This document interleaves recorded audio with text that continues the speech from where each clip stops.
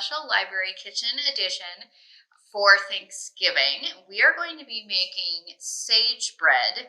Now, this is a Navajo recipe from the indigenous people in the Southwest of the United States, and it comes to us from this cookbook that we have here in our collection at the Worcester branch, and that is the Southwest Indian Cookbook. So it is all Pueblo and Navajo recipes. I've made this before, and I'm really excited to share it with you right now.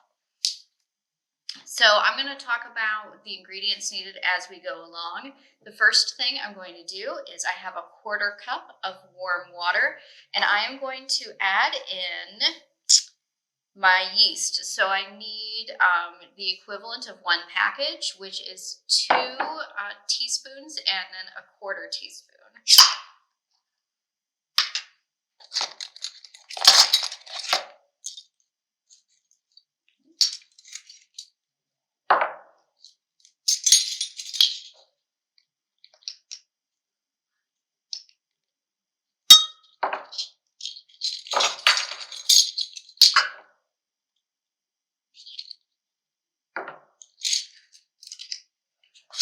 All right, so I'm just going to do a quick stir, and then I'm going to set this aside for it to proof. That takes about 10 minutes. When we see the bubbles on top, we know the yeast is working.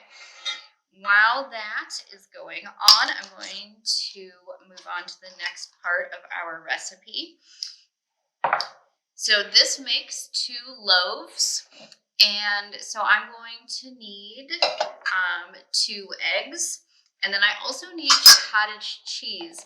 Cottage cheese is a really interesting, in my opinion, ingredient to have in a bread. I've certainly made cakes with sour cream, with even mayonnaise, which is a little different, but I hadn't used cottage cheese before. So I tested this recipe and I know that it works. So I have 2 just regular large eggs.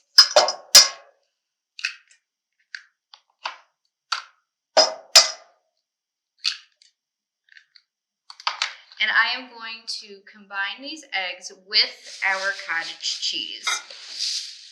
So I need a cup of cottage cheese for each egg. So in this case, I need 2 cups of cottage cheese, which should be more than sufficient for this 24-ounce size.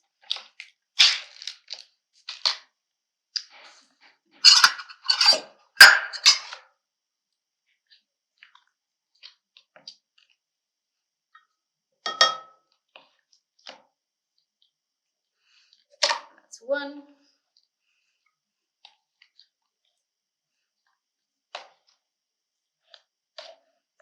Now, if you're wondering, is this a lower fat cottage cheese? It is not. The one I tested was a full fat cottage cheese, and then this one is also a full fat cottage cheese. And I'm just going to do that again because I know that it works. So the rest of the cottage cheese you can save and eat for later, and I'm just going to go ahead and stir all this together, the egg and the cottage cheese. It's not going to be the most appetizing, but looking at least, but it will be when this is all done. All right, when that is nice and incorporated, I am going to add in some shortening. So I don't need a lot, I just need 1 tablespoon of shortening. Now, our cookbook also says we could use lard, but you know, let's at least keep it slightly healthy, right? Grab our tablespoon. And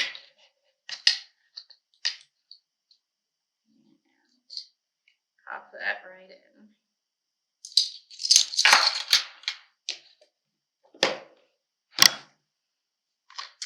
And I'm going to incorporate that again. All right. So we are still waiting on our yeast mixture to proof. I can already tell that it is good to go, but we only have a little bit of the bubbles. So I'm going to give it, I like to give it probably about 10 minutes total. So we're going to give it like another 8 minutes. So I'm going to set this aside for now. And I'm going to start mixing my dry ingredients. Now, my dry ingredients, I am going to need 2 tablespoons of sugar. I also am going to need our sage because this is sage bread. So we're going to need 4 teaspoons of the sage. We want 2 teaspoons of salt, a half teaspoon of baking soda, and then we are going to need 5 cups of flour. Now, if you want to only make 1 loaf, just have this recipe. All right, let's get started.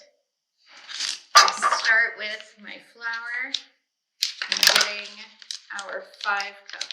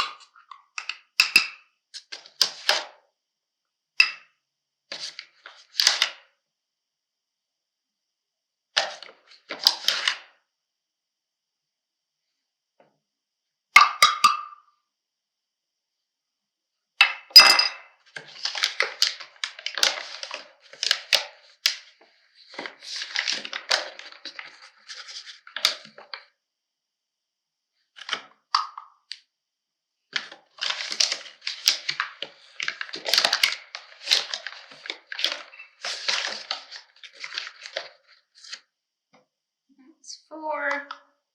1 more.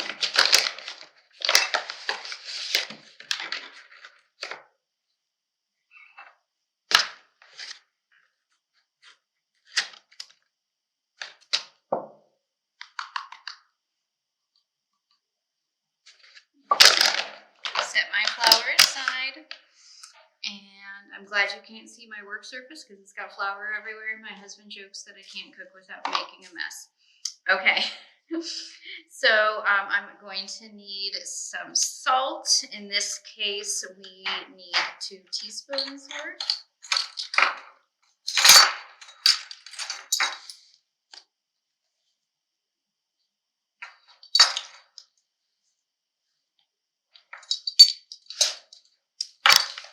And we need, let's see, 2 tablespoons of sugar.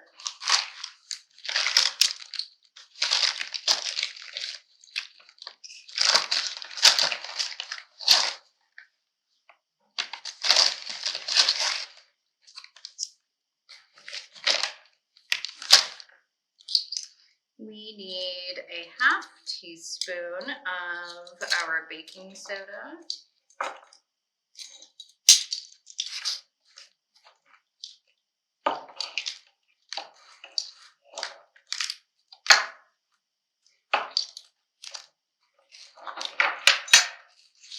This is brand new and not opened. That's what I'm doing right now.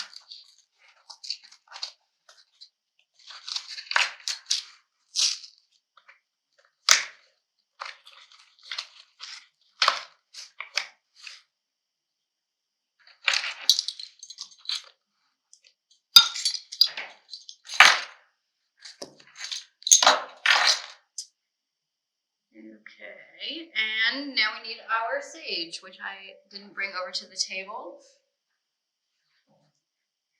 but it is right here.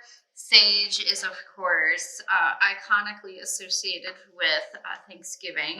So since this is the week of Thanksgiving, I thought, okay, we'll use sage, we'll use a Native American recipe, it'll be perfect. So we want this to be very sagey because it's sage bread. And so we want 2 teaspoons of this as well.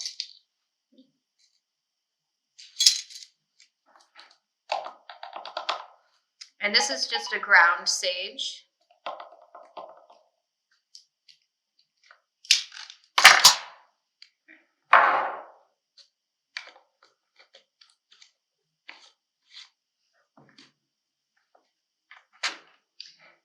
Right.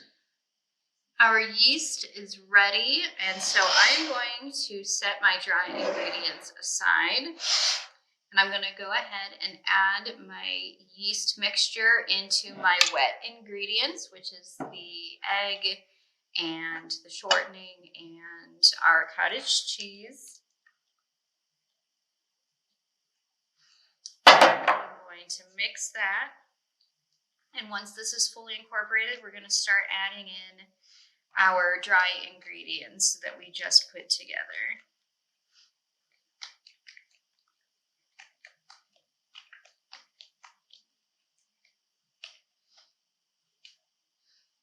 All right. We're just going to do a little bit of the dry ingredients at a time, mix, and then add a little bit more. And that keeps it from becoming too glutinous. That's a good suggestion with any baked good that you're doing, to just do a little bit at a time.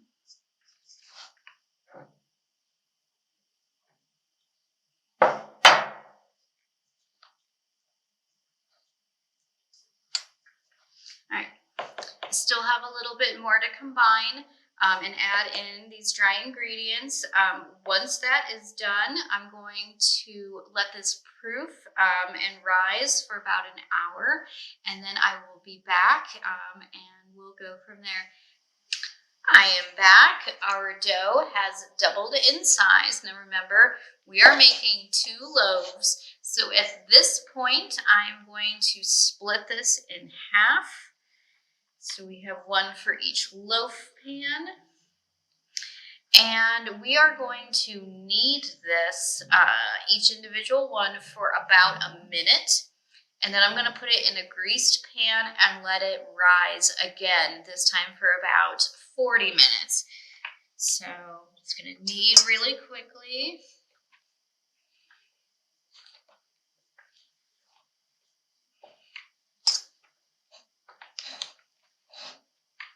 All right, my second loaf.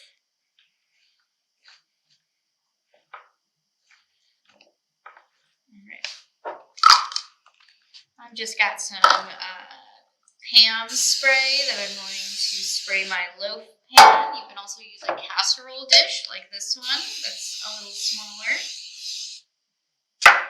And we're going to go ahead and put our dough in here. Let it rise, like I said, for another 40 minutes in a warm spot. And then I will be back to bake this with you. Hi, I am back. So our pans have been doing their second rise for the last 40 minutes, and now it is time to bake our sage loaves. So I have already set our oven to 350 degrees Fahrenheit. It is preheating right now. It's right behind me. And once it is done preheating, we're going to put these loaves in there and let them rise in the oven for 50 minutes, or at least until the bread sounds hollow. When I did this before, it just needed the 50 minutes. So I will be back again once these loaves are done, and thank you for joining me so far.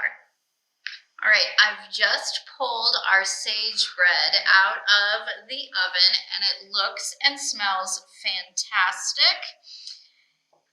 And I cannot wait to eat this. This is good on its own, and it's also really good with a little bit of butter spread on it as well. So I will make sure that the recipe for this is in the description here on YouTube. Thank you so much for joining me. And if you make some sage bread, I hope you enjoy it just as much as I did.